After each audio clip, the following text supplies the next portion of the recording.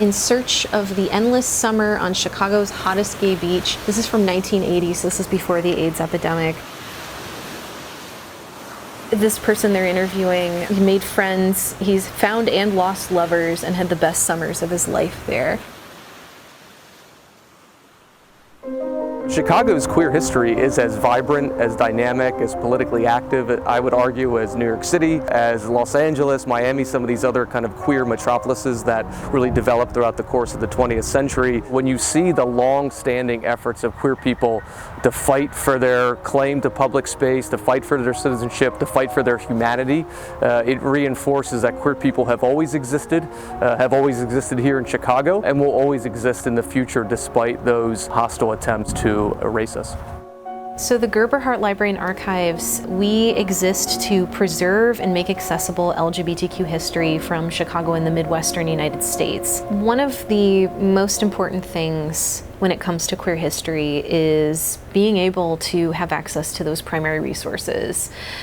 So much of queer history has been destroyed over the centuries, or intentionally obfuscated. I think for some people, when you say an archive, you think of like a dusty library. And I think when you start showing people, photos of Miss Tilly, or you show them Gals, the lesbian fishing group from the 90s, or you look at magazines or erotica, I think that people don't realize how personal a lot of archives are. Once people connect with something personally, or they see themselves represented in an archive, I think that's really transformative for them. I had the opportunity to actually touch and handle and get up close and personal with collections from 100 years ago, photographs from the 1920s. That really opened my eyes to just the longevity and the permanence and the presence of queer history and queerness.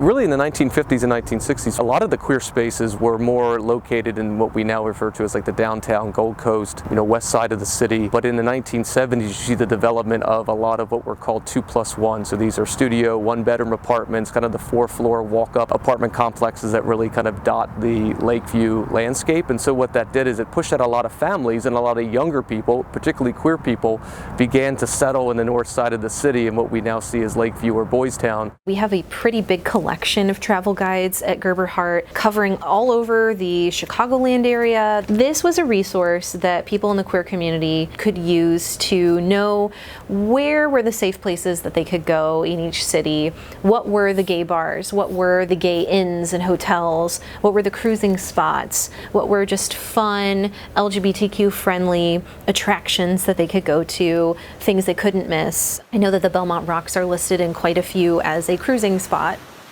We're at the Belmont Rocks, which was in the 1980s and 1990s really a crucial gathering place for queer Chicagoans. It was gay men and queer women lying around, meeting one another, having drinks, having picnics. There was a lot of cruising, there was a lot of intimacy. It was rare for queer people to be able to gather and to engage in that form of intimacy in such a public, daytime type of space. The Belmont Rocks were a space for several decades throughout the 20th century where gay men could get together, hang out, spend time with other gay men. The Rocks were a public space, regardless of race, class, or gender. They were very democratic in that if you had a blanket, you had maybe some drinks and a group of friends, or if you wanted to come by yourself, there was going to be an open and welcoming community.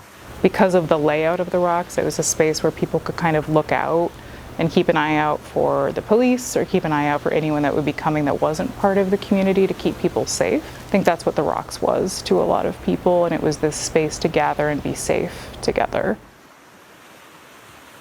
It was a guy that I met at the Rocks. He seemed interesting enough, and he was definitely a cutie. I asked him to come back to my place to get high. We smoked, made out, and started to get down to business.